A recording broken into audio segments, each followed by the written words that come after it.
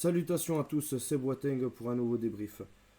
Oh, alors voilà, le Barça a réussi à s'imposer 1 but à 0 face à la Real Sociedad. Honnêtement, une victoire plus que précieuse pour nous maintenir dans la course au titre.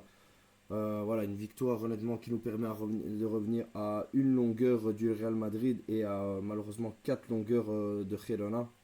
Mais bon, le Barça devait absolument gagner ce match.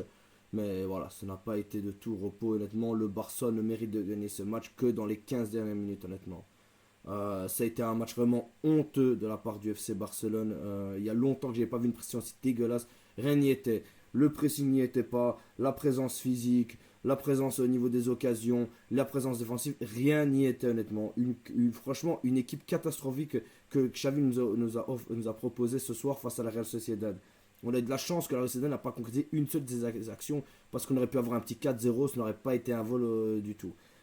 Rien qu'à l'image, tu peux voir que Ter Stegen est homme du match.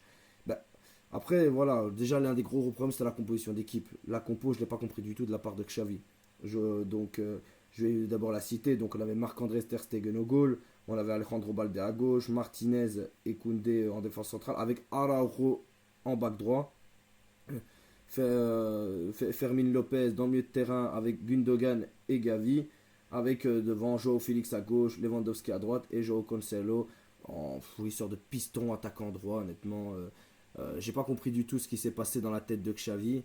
Il a vu que voilà que c'était bien passé face au Real Madrid. Il s'est dit voilà, ce qu'on va faire la même chose que la Sociedad. Non, ce n'est pas la même équipe que tu as en face de toi. Pourquoi tu fais une chose pareille?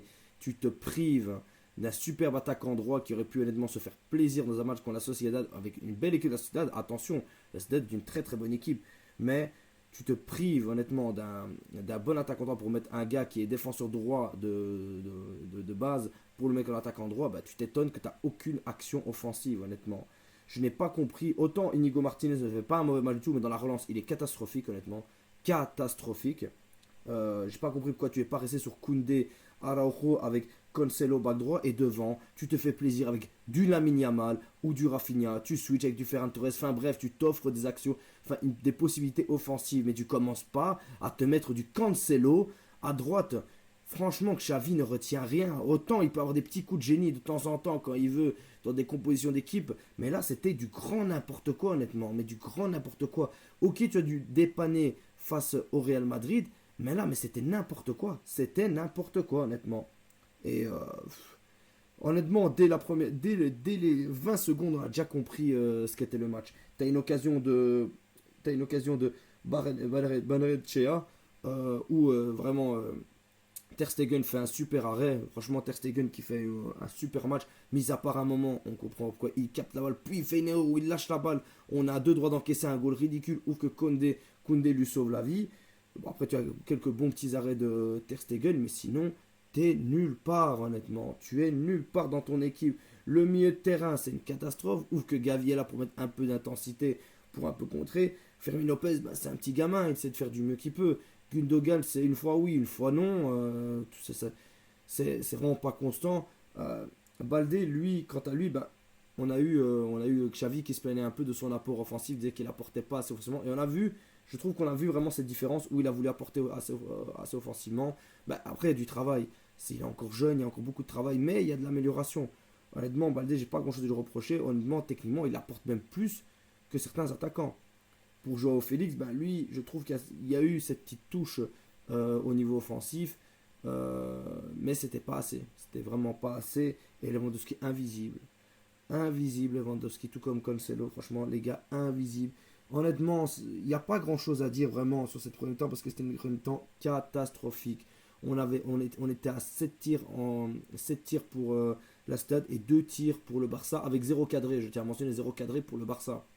C'était une première mi-temps horrible, honnêtement. On s'est dit, bon, on va perdre, quoi qu'il arrive, on va perdre. On ne gagnera pas ce match. Et il a fallu attendre la montée, surtout de Pedri, qui a apporté un peu plus offensivement, qui a pu nous permettre de nous créer des occasions. Parce que le truc, c'est que tu as eu une ou deux petites occasions en premier mi-temps où un Mangavi met un petit pont, et surtout face à face, et il préfère la mettre, la passe en retrait, plutôt que de tirer en plus sur son pied droit. bah, tu te dis, zut, on ne se crée pas les occasions, on ne donne pas les moyens. Bah, Pedri, voilà, il se donne les occasions, il essaye de créer, il a des bonnes combinaisons avec Gavi, bah, on foire un peu devant le goal, ça veut pas. Il y a un penalty non sifflé pour le Barça, il y en a un autre non sifflé pour la Sociedad, parce que aussi l'arbitrage était catastrophique, honnêtement. C'était du grand n'importe quoi, digne de la Liga, honnêtement. J'ai eu peur à ce que le goal de Araujo se fasse refuser. Mais vraiment c'était pitoyable. Le match était vraiment vraiment pitoyable de la part du Barça. Vraiment, on va pas se voir la face. Le Barça ne méritait de gagner le match que dans les 10-15 dernières minutes, honnêtement. C'est là où on a poussé un peu plus, surtout quand Lamine Yamal monte. Là, bah, ça, il y a beaucoup plus offensivement. Il y a eu beaucoup de fautes sur lui qui n'ont pas été sifflées, mais il apporte, il apporte. Rafinha aussi a apporté un peu plus, mais voilà, c'était pas non plus.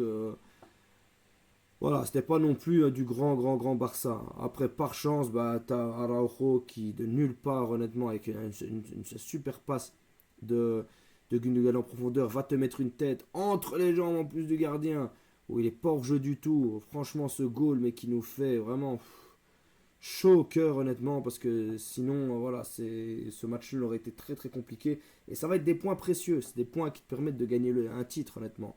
L'année passée, on prend le titre sur ces matchs-là très difficiles où tu dis mais comment tu vas gagner et tu vas chercher les 3 points à la dernière minute. Le Real aussi le fait cette année, bien évidemment. Le Real le fait cette année et c'est ce qui va faire un peu la différence. Comme quand ils nous ont pris les 3 points lors du Classico.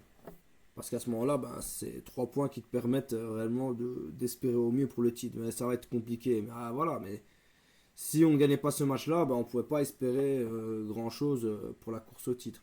En tout cas, j'ai trouvé voilà, que la compo d'équipe de base de Xavi c'était du grand n'importe quoi. Il m'a vraiment déçu à ce niveau-là. Je trouvais que l'intensité, que vraiment il n'y avait rien, on proposait rien, ça ne ressemblait à rien. On n'arrivait pas à faire à sortir à chaque fois on rendait la balle à la Sociedad et c'était une purge plus qu'autre chose.